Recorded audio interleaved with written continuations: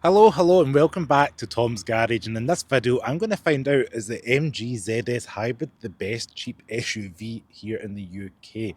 Prices for an SE Hybrid start over £22,000 and this top of the range trophy model starts just over £25,000. Now, unlike some other manufacturers, MG really only have SE for the base trim or trophy, which gives you all the options you really want. You really just have to pay for your paint. So this gives you the things like larger alloy wheels. You've got the adaptive cruise control, 360 cameras, we've got leather style interior, blind spot, rear cross traffic alert, and a few other like safety features as well. Kind of big car toys for a low price point. Now, if you are a person that appreciates value and you're maybe looking in the market for a crossover or something for your family, maybe the MG3 is just too small for you. In this video, we're going to find out what the MG ZS is all about. I'm going to give you a look at the exterior, look at the interior, and get it out for the road for a review. So stay tuned for this video. Up front, we've got a full LED headlight, which is, quite unusual for this price point of vehicle. So it's worth definitely noting that MG are giving you that. And you're going to notice this is a newer model because of the grille up front. We've got that quite a large maw and face to the car, and that MG logo is quite proud at the front and kind of leading edge of the bumper. This is a trophy model, so we've got the 360 camera up front. And yeah, there's not too much else to say up here. It's quite a nice, simple, handsome looking design. It's inoffensive is probably the best word to describe it. Being a trophy model, we do get the larger alloy wheels.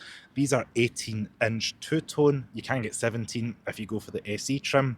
And then you've got the cladding around the side of the arch just to give it that SUV style of look. 360 camera again on each of the mirrors, and then we've got silver roof rails up top, along with this kind of faux silver trim on the bottom of the door down here. And what I like about it is it covers most of the sill, not the full amount of the sill, so you're relatively not going to get hopefully too much of a dirty leg out here in the winter in the UK. So under the bonnet, we have a 1.5 litre four-cylinder petrol with a 1.8 kilowatt hour battery, producing about 190 odd horsepower total. Now, it produces over 460 newton meters of torque, and that gets the car to 60 just over 8 seconds claimed. As it's seen with the MG3, the MG3 managed to get about 6.7 by some other car journalists, so we'll see what the MG ZS has. Just over 8 seconds may be underrated, who knows. But you're going to get around 50-55 miles per gallon in this car and just over 100 miles top speed with this vehicle.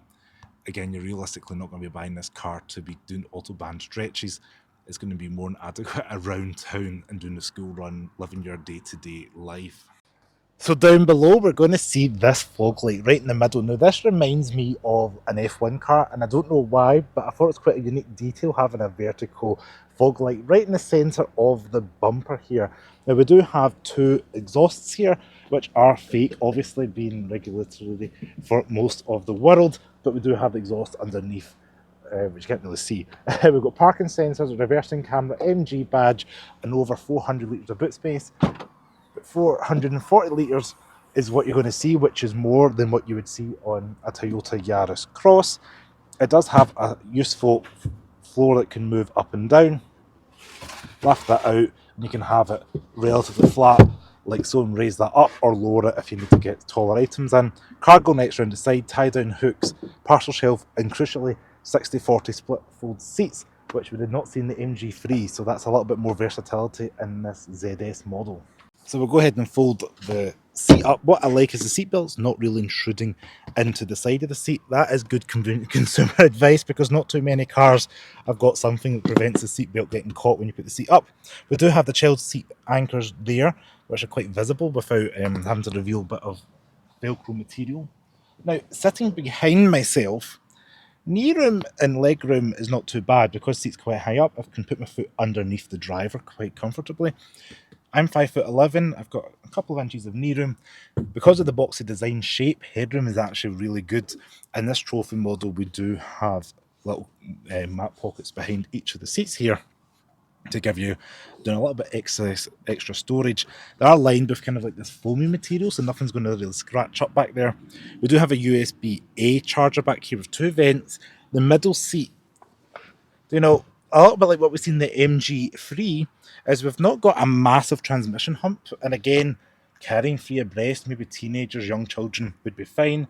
Probably wouldn't have 3 adults back here just for the width of the car, but 2 adults is going to be fine. There's no lighting back here and there's no armrest, unfortunately, but overall it's not too bad. Door card is what you'd expect from a car of this segment. It does have kind of the aesthetic design of stitching, but yeah, it's got a little bit of soft vinyl where your elbow's going to rest and a kind of a groovy pattern that is kind of a gradient charcoal grey colour. It looks a little bit more upmarket in front of that, and they've got a door bin there big enough for a like 500ml bottle of water. Now let's check out up front. So you join me up front in the cabin of the MG ZS. Now what I quite like is the fact that first off the bat the dash doesn't look super low end or cheap. We do have kind of deviated stitching moulded into the plastic to make it look a bit more upmarket. In front of the passenger there is a vinyl material with white stitching that is soft and plush. Chrome surrounds or chrome-esque surrounds on the vents there. We do have 4 of them up high. And we do have a decent sized glove box that is softly damped, which is a kind of more premium car touch. It's not softly like lined with felt or anything, but at least it's a decent size. I am 5'11". Headroom is alright, shoulder room's okay, and I can get quite comfortable in this seat. As I mentioned, it doesn't have the kind of reach and rake, it's just got the kind of rake up and down. However, because the seat is electronically adjustable in quite a few ways, I can get myself fairly comfortable back here. So if you're about 5'11", maybe 6 foot, just over 6 foot, you're probably going to be fine. You know, I'll get a few comments in my videos about people saying, is it fine if you're over 6 foot? As you can see, plenty of headroom, shoulder room. Being a bigger body vehicle than the MG3, it's going to be fine for that. And same for shorter drivers, you can raise that seat and bring it closer to the steering wheel if required. Alright, so we're driving the MG ZS. I feel like I'm doing an aircraft, pushing that forward, quite a large lever. Now the cameras are quite clear. The steering is a little bit heavier than what we've seen in the MG3, but let's get it out in the roads and see what it's like. So, as aforementioned, we've got a 1.5 litre petrol engine up front with the 1.8 kilowatt hour battery. Now the car's going to jump between hybrid electric mode and full EV mode as and when at the sides, and depends how much battery charge is left in the battery itself. I am not in control of that whatsoever, and it is not a plug-in hybrid either. So you're literally just putting petrol in and going. Now, visibility up front is not too bad. You do sit a little bit higher than other crossovers. A Puma's just went past. I feel like I'm sitting a little bit higher than that. But we're going to do a national speed limit here. I want to put it into sports mode just to kind of see what this car's got. 3, 2, 1. Yeah, it's it's not as fast as the MG3 Plus or the Hybrid Plus. It does get up and go, but yeah, it does feel about 7 to 8 seconds to 60. I know it's claimed just over 8. It does feel that that's accurate in this instance. And yeah, I'm doing typical British B-road. Somebody in a wee yellow Igo up front is doing 30 and a 60. So yeah, we're in the town of Bonnybridge at the moment. You know, it's doing okay with the kind of city town-esque driving. You know, the regen braking isn't too bad either. You take the foot off the accelerator and it slows you down without having to push on the brake too much, which I've only really ever experienced that kind of regen on a plug-in hybrid or a full electric vehicle. So yeah, to get that on this hybrid is a wee surprise. I guess you just get used to it, and you can change the intensity of it, but I quite like it because you get used to slowing down with the regen braking on, and the heated steering wheel is welcome today because it's not too cold. It's 4 degrees, but it's definitely got a nice little warmth to the steering wheel rim. So handling's not too bad. It handles that not too badly. Did get a little bit uncomfortable there being at the angle. These roads are not perfect nor flat.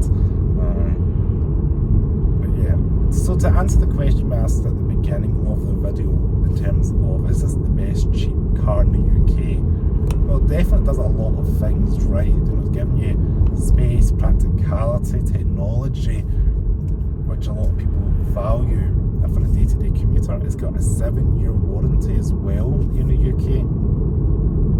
So there's a lot to like, and although you may not love MG, if you're an MG person of 50 years ago, it's a totally different brand now. You know, it's a competent commuter vehicle, and I can see why they're quite popular. I've already passed a few MGs in this town here today, and this one just adds a little bit more of that hybrid technology that we're getting kind of used to in 2025. So I just want to say thank you very much for watching this video on the MG ZS. If you like this video, please give me a thumbs up. Make sure to check out MG Frasers of Falkirk, and special thanks to them for loaning me this car. If you've got any thoughts or comments on the MG ZS Hybrid, comment below. I'll get back to you. And if you like this video, give me a thumbs up and subscribe to the channel. Make sure to check out me on social media. I'll leave all that information below, and I'll see you next video. Ciao.